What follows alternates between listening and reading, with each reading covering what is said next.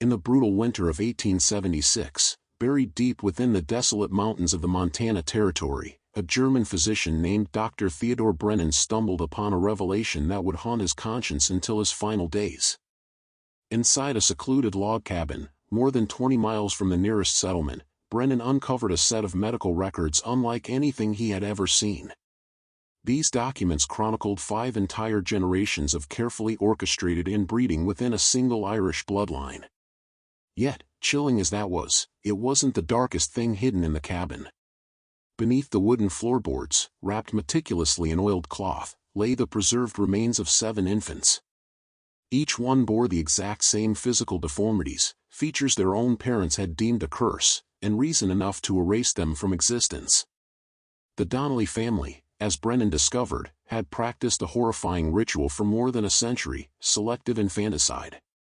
Any child born with visible defects was quietly eliminated, ensuring their outward image of normalcy remained intact.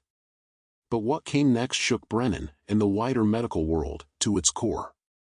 His evidence suggested this wasn't a simple case of frontier cruelty.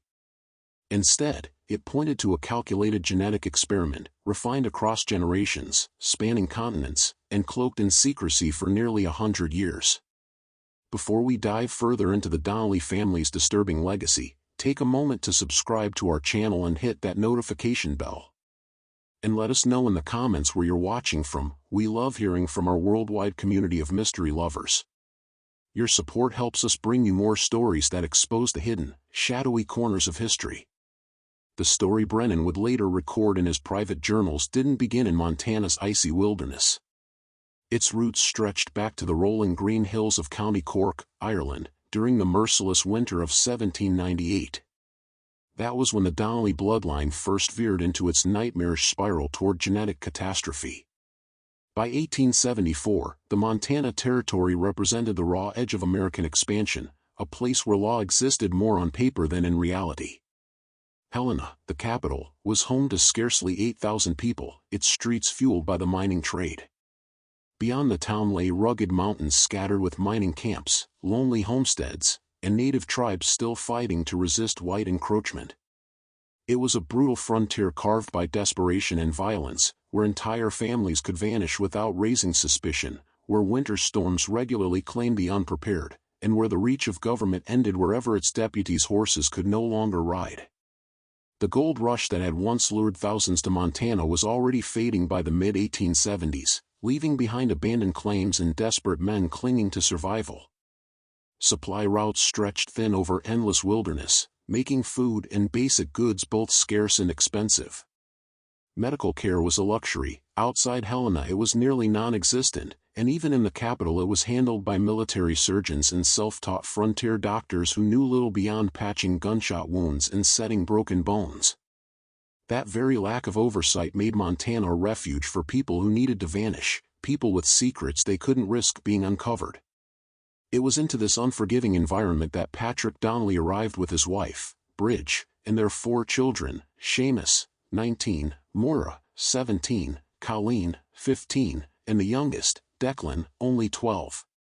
They rolled into Helena in September of 1874 on a freight wagon, their belongings packed neatly into wooden crates that hinted at wealth unusual for recent Irish immigrants.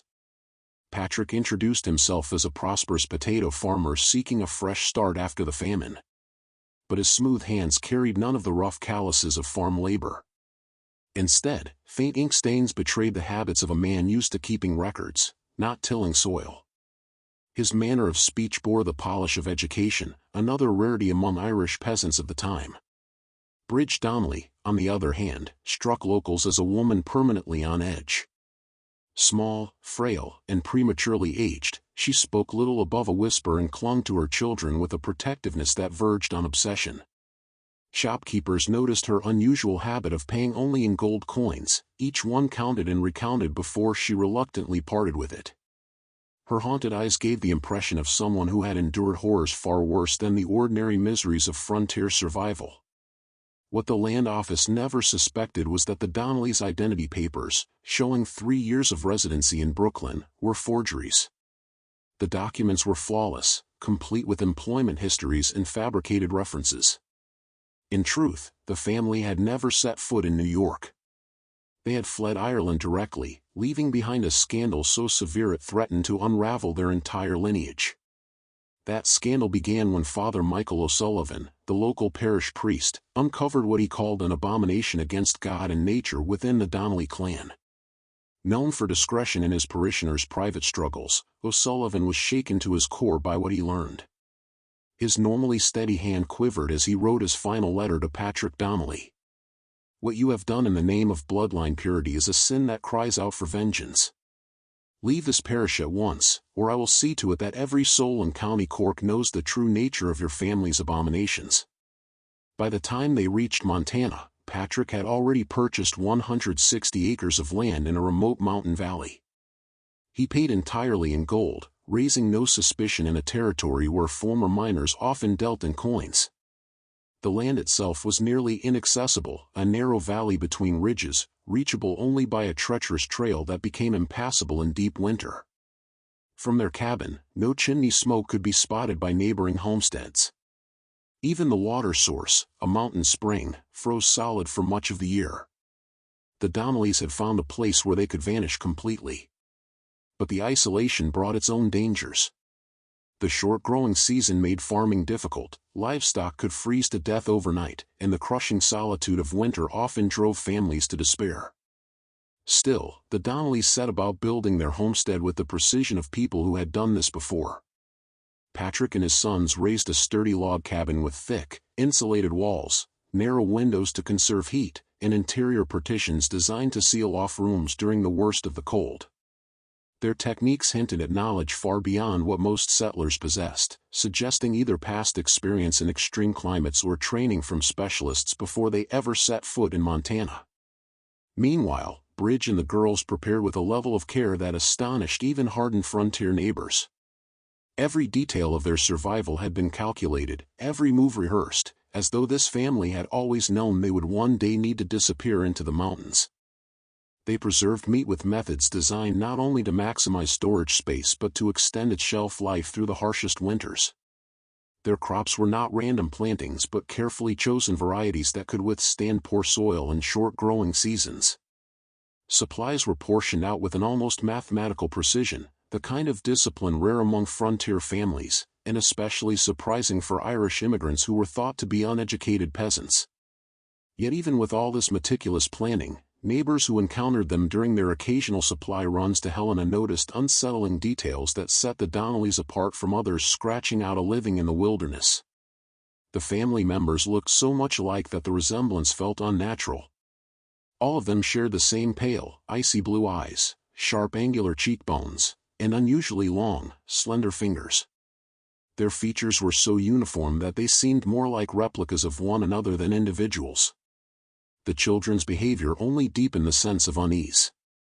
They were exceptionally intelligent for their ages, showing discipline and maturity well beyond their years. Yet there was something troubling beneath that surface control, a weariness around strangers, a submissiveness to their parents that felt born of fear rather than respect. The most alarming accounts came from Jake Harrison, the territorial mail carrier who passed through the mountain settlements once a month. Harrison reported overhearing conversations between family members that chilled him to the bone. While they often spoke in Irish Gaelic, their English exchanges contained repeated references to maintaining purity, the strength of proper breeding, and the sacrifices required for advancement. These were not the concerns of ordinary settlers focused on survival. They hinted at something much darker, an obsession that went beyond mere family pride. The first real sign that something was terribly wrong with the Donnellys came in March of 1875, when the thaw opened the mountain passes after half a year of total isolation. Harrison, making his first delivery since the previous autumn, rode up to the Donnelly cabin and immediately sensed that something dreadful had occurred over the winter. The cabin itself looked altered. New boards had been nailed hastily over sections of wall, and fresh chinking filled gaps that suggested structural damage, or possibly violence. Around the homestead, the earth showed evidence of digging despite the frozen ground, as if something had been buried or concealed. Most disturbing of all was the air itself, carrying a faint but unmistakable odor, the sweet, cloying scent of death and decay that Harrison knew all too well from his years on the frontier. When Bridge Donnelly answered the door, Harrison barely recognized her. The woman who had once appeared fragile but healthy now looked as if she had aged 20 years in just 6 months. Her face was gaunt, her eyes sunken, and her hands shook uncontrollably. Her clothes hung loosely on her frame, evidence of alarming weight loss, and gray streaks had appeared at her temples. When she finally spoke, her voice cracked as though unused for weeks. "The winter was difficult," she whispered, glancing nervously toward the interior of the cabin. We had complications."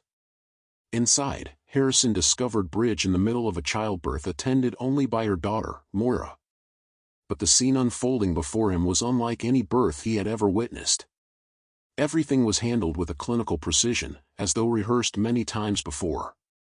When the infant emerged, it was immediately clear something was terribly wrong. The tiny body was grotesquely malformed, its spine twisted into an unnatural S-curve, its left arm ending in a malformed hand with only 3 fingers, and its oversized head sloping forward in a way that signaled profound developmental defects. The newborn's breaths were shallow, its weak cries carrying a hollow, muffled quality that suggested hidden complications far beyond the obvious deformities. What horrified Harrison most was not the child's condition, but the family's reaction. Instead of grief or panic, Patrick and Bridge regarded the newborn with detached, almost clinical eyes. They exchanged quiet words in Gaelic, their tones deliberate and steady, not shocked, not despairing, but as if they were discussing a familiar, predetermined procedure. Finally, Patrick spoke in English, his voice calm, almost rehearsed. "The child will not survive the week. The mountain air is too harsh for one so delicate. God's mercy spares it from suffering." Harrison protested, offering to ride to Helena immediately to fetch a doctor. He insisted that even deformed children sometimes survived with proper care. But Patrick cut him off sharply. His pale eyes hardened, and he placed a heavy hand on Bridge's shoulder as if to anchor her. "We manage our own troubles," he said with finality. "It is the Lord's will that some children are not meant for this world. To interfere would be a sin against nature itself." The words carried the weight of a creed, something recited many times before. Beneath the religious veneer, Harrison detected a chilling warning: outsiders had no right to meddle in Donnelly affairs. What unsettled him further was the reaction of the other children. Seamus and Declan, who had been working outside during the delivery, returned to the cabin without surprise, as though such births were routine. They glanced at the malformed infant without shock, without pity, only resignation. Harrison left deeply shaken, sensing he had just witnessed a ritual of death rather than a family tragedy. 2 weeks later, when he returned with the regular mail, the infant was gone. Bridge met him at the door, her eyes red-rimmed but her face strangely devoid of tears. Her voice was flat, mechanical. "Lost the baby 3 days after you left. Buried him behind the cabin, next to the others." That phrase, "next to the others," froze Harrison where he stood.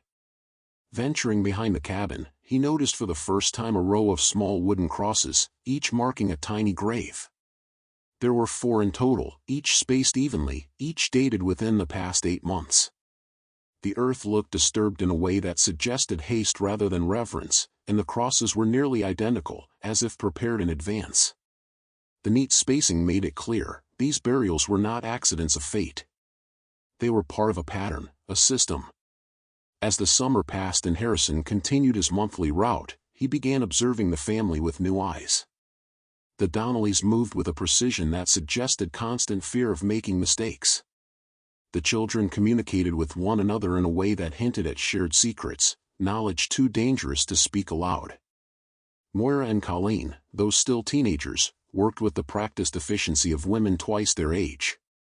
Their eyes, however, betrayed something darker, a haunted weight, as though they had seen more death and secrecy than any child should endure. When they spoke to their parents, their voices carried no warmth, only submission. Seamus, the eldest, had developed a severe stutter that worsened whenever Patrick was near.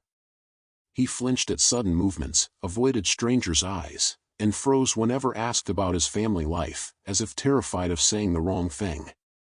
Declan, the youngest, seemed outwardly more normal, but Harrison once caught him staring at the tiny graveyard with an expression of sheer terror. When asked about the siblings buried there, the boy whispered words Harrison would never forget. "Sometimes babies come out wrong. Father says God doesn't want them to suffer.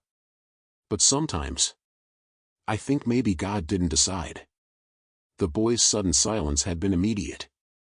As soon as those forbidden words escaped his lips, Declan clapped a small hand over his mouth, his wide eyes flashing with the terror of someone who knew he had crossed a dangerous line. For the rest of Harrison's visit, the child refused to speak a single word. No coaxing or kindness could draw another syllable from him. What haunted Harrison more than the boy's slip, however, were the fragments of conversations he occasionally overheard when approaching the homestead quietly through the trees. If the family believed they were unobserved, their voices carried just enough through the still mountain air to reveal something chilling. They spoke often about keeping the line pure, about the strength of blood, about sacrifices their ancestors had made to preserve what they called the legacy. Phrases in Gaelic peppered their speech, words Harrison didn't understand but whose cadence suggested ritual or doctrine rather than casual conversation. There were repeated references to the others back home, vague mentions of what happens to the weak ones, and, most unsettling of all, cold discussions about which children show the signs and how to deal with the imperfect. These were not the ordinary struggles of survival-minded pioneers. They were the language of people bound to a system of belief older than Montana itself, practices that likely predated their arrival in America by many years, perhaps by generations. The truth became clearer to Harrison the more he thought about it. The Donnelly homestead was not merely a hideaway for privacy.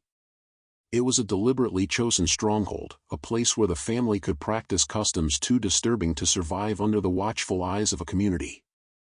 By late 1875, winter once again sealed the Donnellys into their mountain refuge.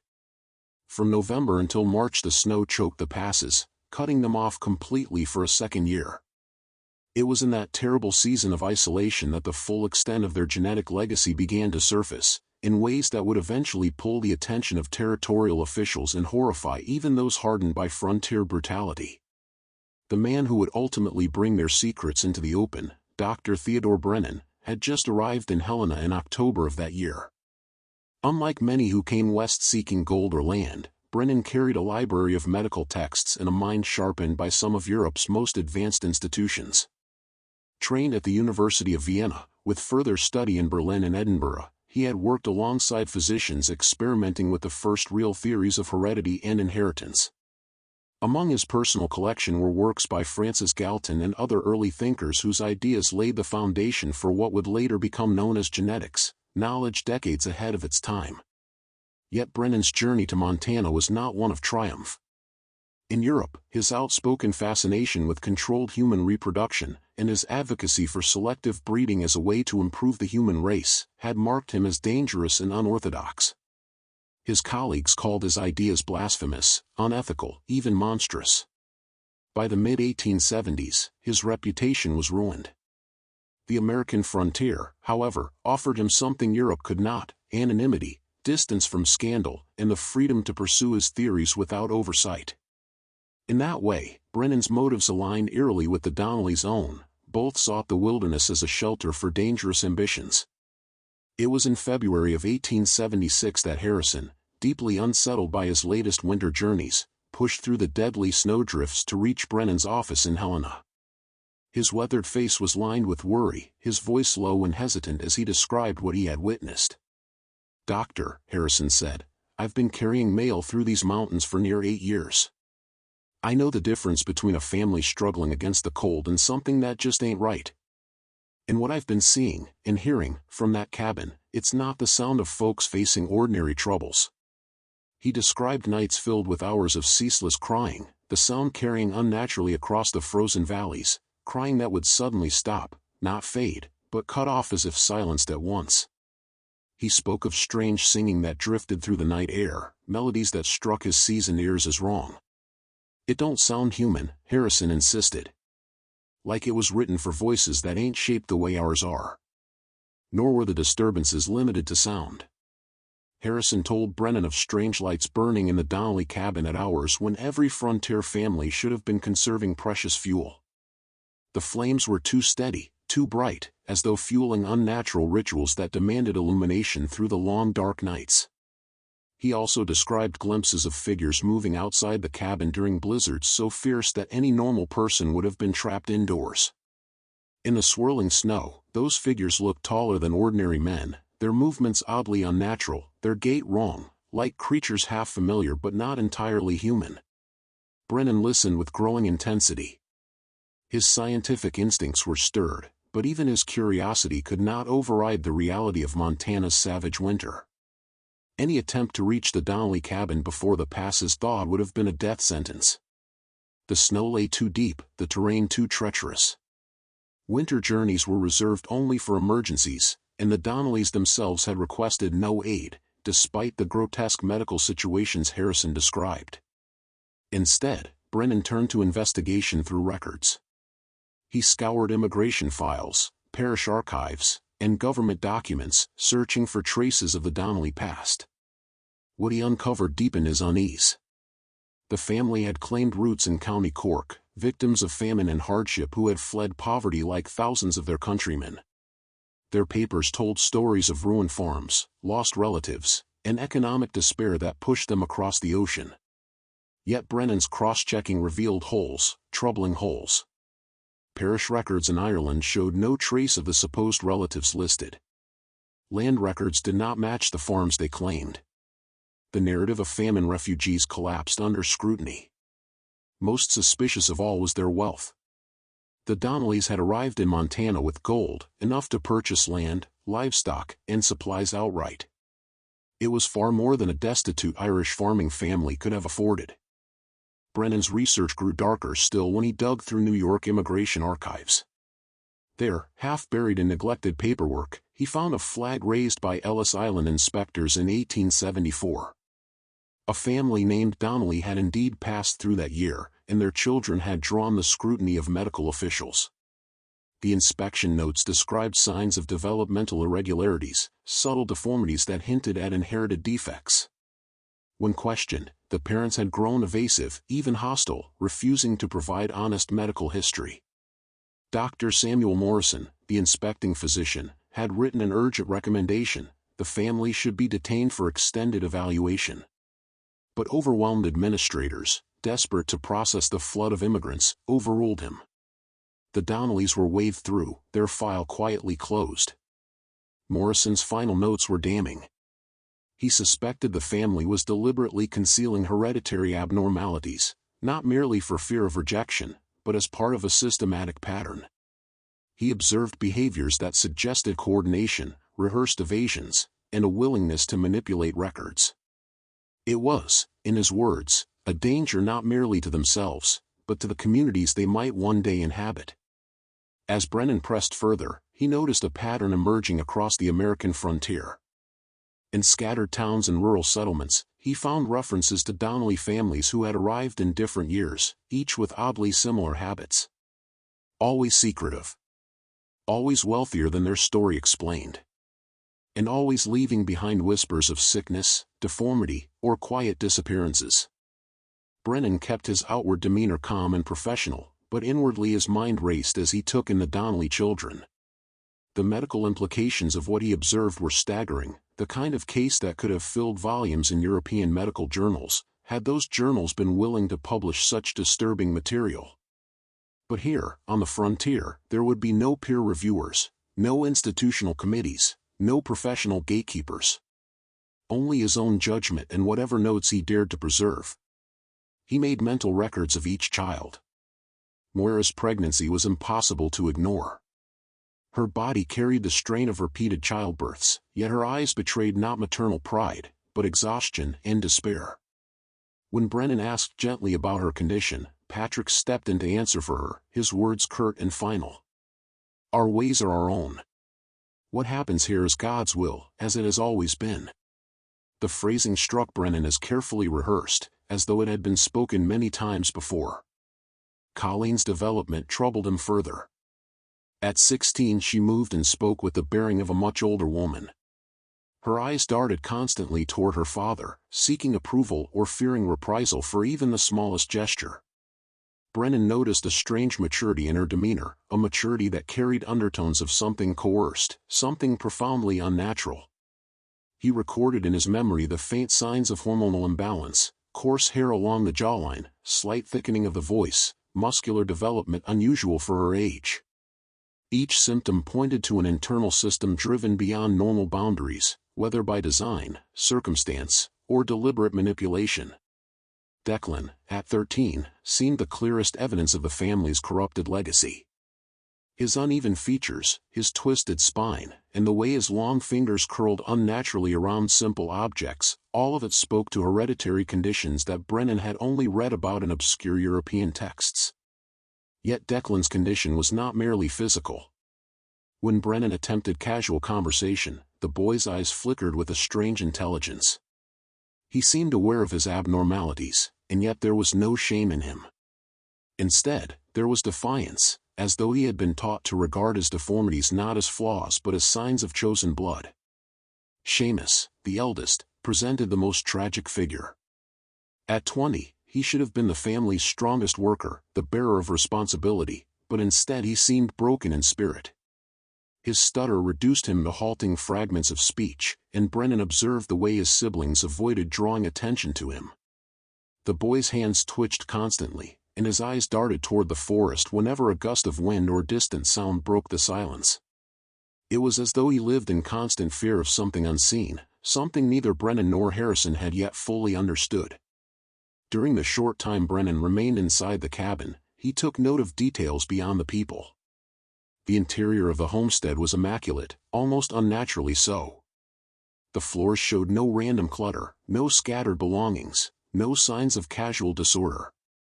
Everything seemed arranged with deliberate precision, tools aligned, shelves organized, cooking utensils placed with geometric regularity. The effect was unsettling, as though the family lived not in a home but in a carefully maintained laboratory for human breeding.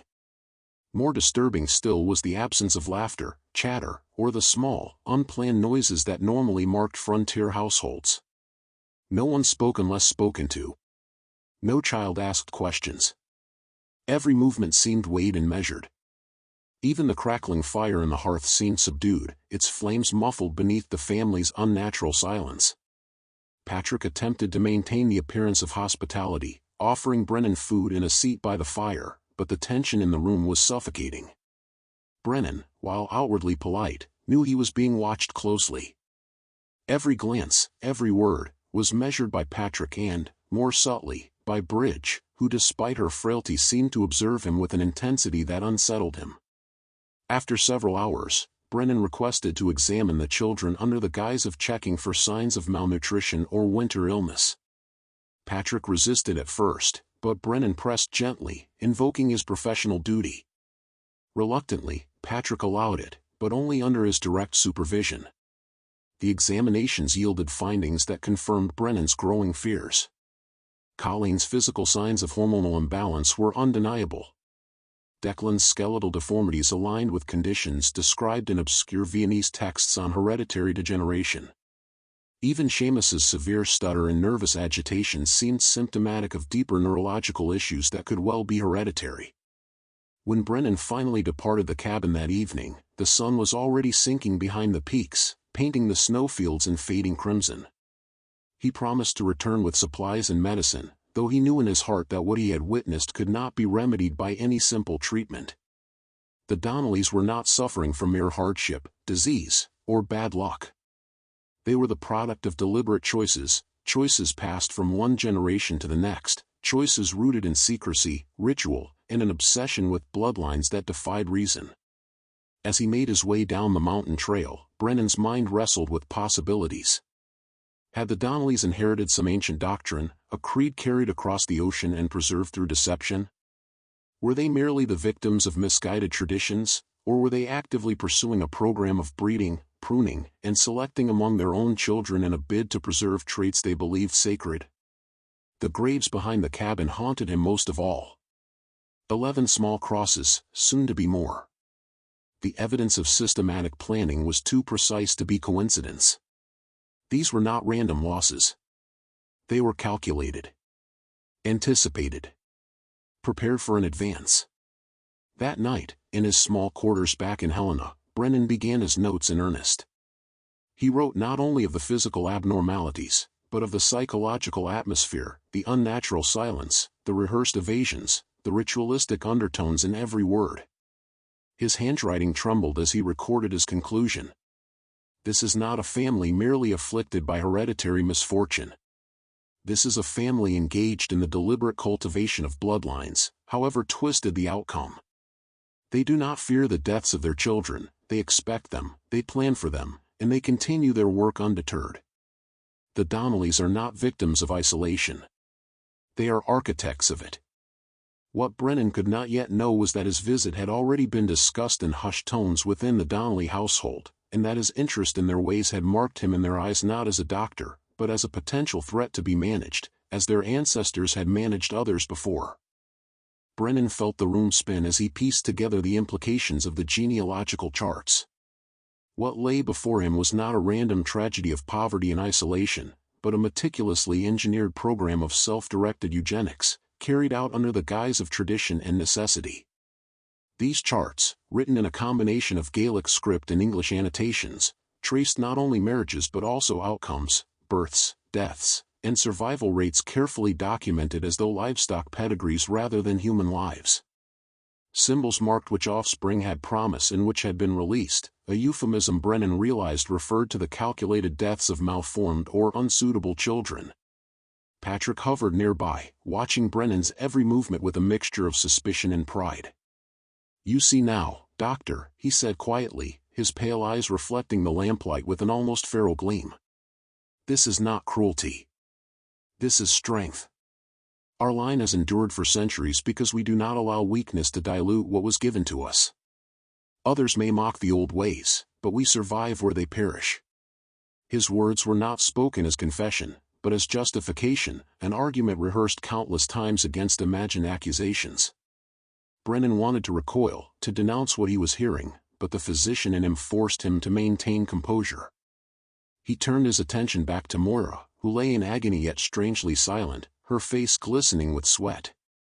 Her expression betrayed not fear but resignation, as though she had been conditioned to accept this ordeal as her predetermined duty. Colleen stood nearby, wringing cloths in cold water, her eyes fixed not on her sister but on Patrick, awaiting instructions like a soldier awaiting orders. Seamus lingered in the doorway, trembling, his stuttered breaths barely audible. Declan hovered at the edge of the room, staring at the malformed infants with a mixture of awe and terror, his elongated fingers twitching nervously at his sides. The twins cried in weak, discordant tones that filled the cabin with a sound so unnatural it seemed almost inhuman. Their shared chest rose and fell in uneven rhythms, their hearts and lungs straining against the limits of their malformed anatomy. Brennan, choking down his horror, examined them closely. His conclusion was immediate and final: surgical separation was impossible. Even if the best-trained surgeons in Vienna or Edinburgh had been present, even if the most advanced instruments of modern medicine had been available, survival would have been out of the question. These children were living on borrowed time, their lives measured in hours or days at best. When Brennan delivered this verdict, Bridge nodded solemnly, her face pale but resolute. Patrick gave no sign of grief, only a curt inclination of the head, as though confirming a fact he had already anticipated. "Then you understand," Patrick said, his voice steady. "They cannot remain. One strong child is worth a dozen weak ones. Mercy is hard, but it is righteous." His words sent a chill through Brennan, who realized that Patrick's request for medical confirmation had never been about saving the children, it had been about legitimizing their destruction. The journals on the floor revealed still more as Brennan dared to glance further. Some entries included references to rituals accompanying the releases, prayers in Gaelic invoking ancient saints and older, darker figures whose names Brennan didn't recognize. The notes described ceremonies of burial, purification, and blood, as though the deaths were not only biological necessities but spiritual obligations. The blend of folk Catholicism and pagan survivals created a theological framework that sanctified what to outsiders would appear monstrous. At last, one journal fell open to a page marked with Patrick's own handwriting, dated only months before. It contained chilling lines. The winter births yielded 2 failures. Bury them with the others. Moira shows strength, but her children must be watched carefully. Colleen's time approaches, and we must not falter. The line must continue, no matter the cost. The cold certainty of the words struck Brennan harder than the medical details. This was no accident of circumstance, it was an ideology. As Brennan straightened, fighting to maintain calm, Bridge fixed him with her hollow eyes. "You will not speak of this," she said flatly, her voice a brittle whisper. "The world would not understand. They would call us murderers, but we are preservers. If you betray us, Doctor, you will not only destroy this family, you will bring ruin on yourself as well. Men have been ruined for less." Her words carried no hysterics, no pleading, only the certainty of one who spoke for generations of hidden practice. Brennan, sensing both the danger and the necessity of escape, forced a measured reply. "I am a physician," he said evenly. "My duty is to life, but also to truth. I will keep your confidence as far as my conscience permits. But you must understand, the world is changing. These practices cannot remain hidden forever." Patrick's gaze hardened, and for a long moment the room hung in silence broken only by the rasping breaths of the doomed infants. Then, with a tone that carried both warning and finality, he said, "Then pray, Doctor, that when the world learns of us, you are not the one who told them." Brennan left the cabin that evening under a sky streaked with crimson clouds, the cries of the twins still echoing in his ears. The journals, the graves, the children's haunted eyes, these images seared themselves into his memory. He rode back toward Helena knowing that the Donnellys had revealed only part of their truth, and that the full scope of their legacy stretched back through decades of concealed births, hidden graves, and unbroken vows to preserve a bloodline at any cost. For the first time, Brennan considered that he might not be dealing with an isolated family at all, but with a sect, a lineage bound by beliefs so old and so secret that their survival depended upon secrecy more than upon soil or seed. The Donnellys were not victims of circumstance. They were disciples of something far older, darker, and more deliberate. And Brennan, now entangled in their confidence, carried knowledge that might yet cost him his career, or his life. Brennan realized that what Patrick described with a mixture of pride and regret was in fact a textbook demonstration of the dangers of inbreeding that modern medical science was only beginning to articulate. The Donnellys had not created a superior race. They had created a fragile lineage collapsing under the weight of its own genetic load, a family tree twisted and stunted by the deliberate concentration of harmful recessive traits. The journals read like an unintended warning manual against precisely the practices they sought to perfect. The later entries, written in increasingly frantic handwriting, revealed that the patriarchs had begun to notice the cumulative decline but had convinced themselves that one more generation of careful breeding would produce the breakthrough they sought.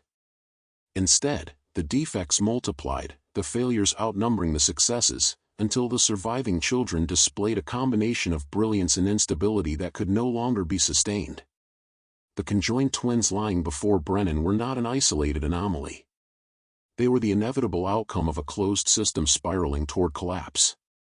Their labored cries were both an immediate medical crisis and a grim symbol of a family's failed experiment, the living embodiment of what happened when human beings treated themselves as livestock.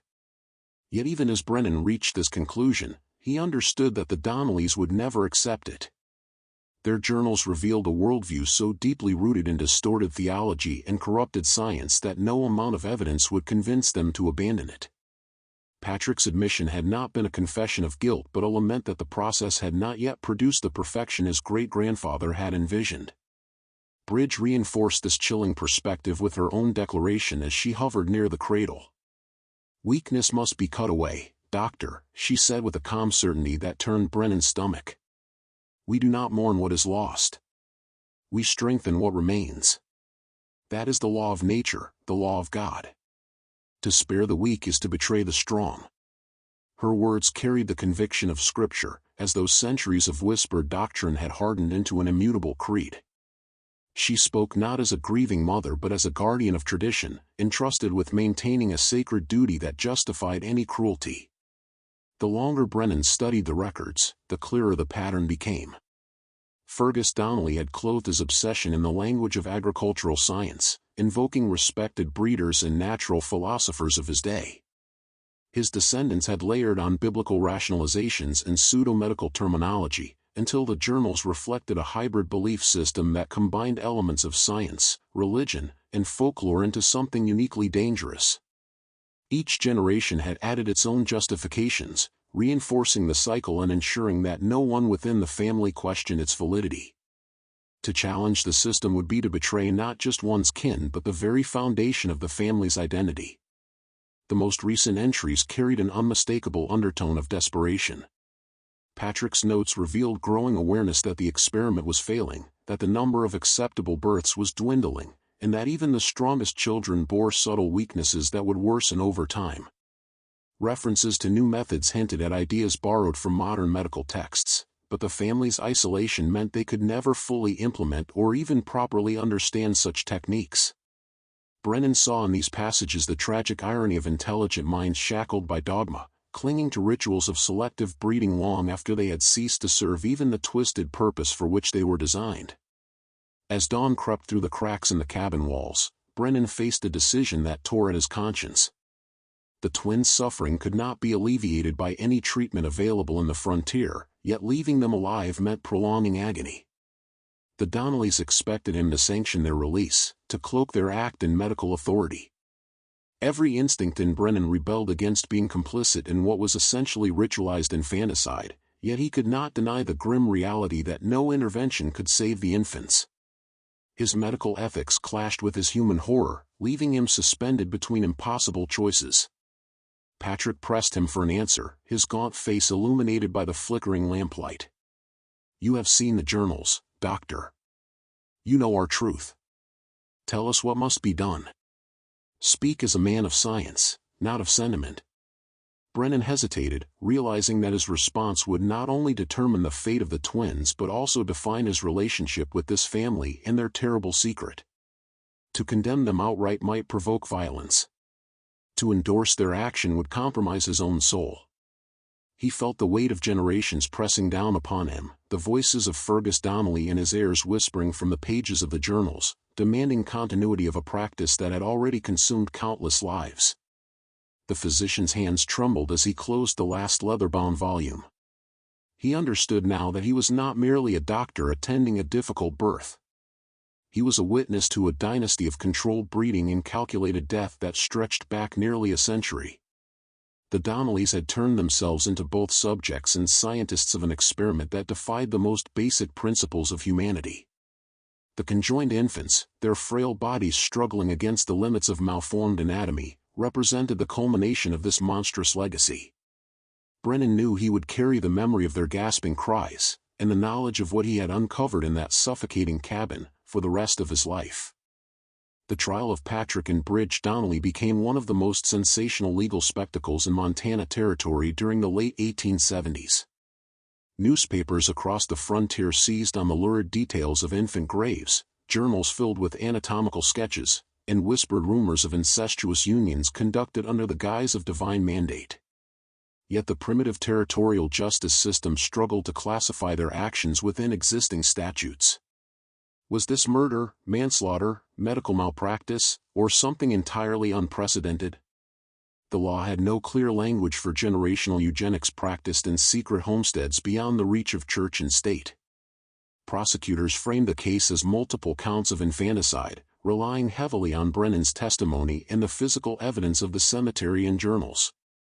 The defense, however, argued that frontier conditions accounted for high infant mortality, that the journals were misinterpreted medical notes, and that the family's religious beliefs insulated them from criminal intent. Public opinion divided sharply. Some frontier settlers, themselves suspicious of federal interference in private family life, sympathized with the Donnellys' insistence that outsiders could not understand the burdens of isolated survival. Others recoiled in horror at the revelations, seeing in the Donnelly homestead a nightmare of incest, murder, and perverted science that threatened to stain the moral reputation of the entire territory. Church leaders denounced the family as heretics, while intellectuals in eastern cities began quietly discussing the case as evidence of the dangers of applying animal husbandry theories to human reproduction. The trial transcripts, widely reprinted in serialized newspaper form, became macabre reading for a public fascinated by the collision of primitive superstition and modern medical science on the American frontier. Despite the overwhelming evidence, the jury convicted Patrick and Bridge only of manslaughter, reasoning that the deaths had occurred within a context of misguided belief rather than deliberate malice. Patrick received a 20-year sentence of hard labor, while Bridge was committed to a territorial asylum after she suffered a complete psychological collapse during the proceedings. She alternated between muttering prayers for the purity of the bloodline and screaming accusations that outsiders had destroyed God's plan for her children. The surviving Donnelly offspring were scattered. Moira and Colleen were placed under the care of religious charities, though their pregnancies and conditioning left them permanently scarred both physically and mentally. Neither young woman ever married, and both lived out their lives in convent institutions that attempted, with limited success, to rehabilitate them from years of indoctrination. Seamus vanished shortly after testifying against his parents, fleeing westward on a wagon train where records of him disappeared into rumor. Some claimed he died in a mining accident, others whispered that he was seen years later in California, preaching apocalyptic sermons about the corruption of bloodlines. Declan's fate remained even murkier. His escape from custody sparked speculation that sympathetic relatives or fringe religious groups had taken him in, while others believed he perished in the wilderness. Unconfirmed reports decades later suggested that a disfigured man calling himself Declan Donnelly had been seen among vagrants drifting along the rail lines, but no definitive identification was ever made. For Dr. Brennan, the case became both the defining and the most haunting episode of his career. He published a cautious medical report in 1881 under the title Notes on Genetic Degeneration in Isolated Populations, avoiding direct reference to the Donnellys but drawing heavily on his observations of their pathology. His conclusions, that systematic inbreeding inevitably led to cumulative genetic decline and that secrecy amplified both the biological and psychological damage, anticipated by decades the principles later accepted by modern genetics. Yet Brennan never revealed the full extent of what he had witnessed. His private notes, discovered only after his death in 1904, contained far darker reflections on the implications of the Donnelly experiment. He warned that the intersection of pseudoscience, religious fanaticism, and social isolation could produce horrors far greater than those seen in livestock barns, because human beings carried the capacity to rationalize cruelty as virtue. The Donnelly case faded gradually from public memory, overshadowed by more conventional frontier crimes of violence, theft, and political corruption. Yet among medical historians, it lingered as a disturbing precursor to later debates about eugenics, heredity, and state-sponsored programs of selective breeding. The Montana Donnellys had not possessed laboratories, microscopes, or scientific credentials, yet their crude journals and century of practice represented one of the earliest sustained attempts to apply eugenic theory to human populations. The family's collapse demonstrated with brutal clarity that such experiments carried not the promise of human perfection, but the certainty of human tragedy. Their name became a cautionary whisper in local folklore, a reminder that beneath the surface of pioneer respectability could lurk practices so alien to ordinary morality that they seemed more nightmare than history. The story of the Donnelly family did not simply vanish into the obscure pages of frontier history. In the decades that followed, fragments of their legacy resurfaced in unsettling ways. Travelers passing through the Montana wilderness claimed to hear the faint cries of infants near the abandoned homestead, a superstition that discouraged settlement on the property for nearly a generation. Local indigenous communities, who had long avoided the area even before the Donnellys built their cabin, began to speak of the land as cursed, a place permanently marked by the shedding of innocent blood. Their oral traditions wove the Donnelly graves into stories of restless spirits, warnings passed from elders to children about the dangers of tampering with forces beyond human understanding. Meanwhile, in scientific circles, Brennan's sanitized reports became early references in the growing debate over heredity and human improvement. His omission of the family's systematic infanticide did little to prevent other scholars from speculating about how far isolated communities might go in pursuit of purity. By the 1890s, his findings were cited by both reformers who sought stronger marriage laws and by emerging eugenicists who saw in the Donnelly case proof of their theories about genetic decline. Ironically, while Brennan had intended his reports as warnings against consanguineous marriage, others twisted as evidence into justification for large-scale social engineering projects that would later cast long shadows over the 20th century. The Donnelly gravesite itself remained untouched for decades, its weathered wooden crosses leaning in silence against the harsh mountain winds. When surveyors finally revisited the land in the early 1900s, they noted signs of additional burial mounds beyond the original cemetery, further evidence that more children had been quietly eliminated than Brennan had officially documented. Territorial archives contained whispers of missing infants from neighboring communities whose disappearances were never fully explained. Whether they had been victims of Donnelly practices or unrelated tragedies remained an open question that haunted local memory. The true horror of the Donnelly saga lies not only in what was revealed but in what may have remained hidden. Were they truly an isolated case of frontier eugenics, or simply the first to be discovered? Rural America of the 19th century was filled with secluded valleys, remote mountain hollows, and religious enclaves shielded from outside scrutiny. Historians now debate whether the Donnellys were part of a larger, unrecorded phenomenon in which families experimented with human heredity and secrecy, blending superstition, pseudoscience, and desperation into practices that skirted the line between misguided faith and murder. What is certain is that their downfall marked a turning point. By the early 20th century, state governments began passing stricter marriage and child protection laws, often citing cases like the Donnellys as evidence of the dangers of unchecked isolation. The haunting legacy of the family's century-long experiment helped lay the groundwork for modern genetics, bioethics, and the recognition that without oversight, even the most intimate spaces of family life could become sites of horror. The Donnelly story endures as more than just a macabre frontier mystery. It stands as a grim parable about how human beings, when blinded by obsession and cut off from accountability, can transform the natural bonds of love and care into instruments of cruelty. Their graves still lie in silence beneath Montana soil, but the questions they raise remain disturbingly relevant. What do you think? Were the Donnellys truly alone in their practices, or might their story be just one chapter in a larger, hidden history of families who carried similar traditions into the isolated corners of America? Could entire bloodlines have vanished in secret, their stories lost before investigators like Brennan could uncover them? Share your thoughts below.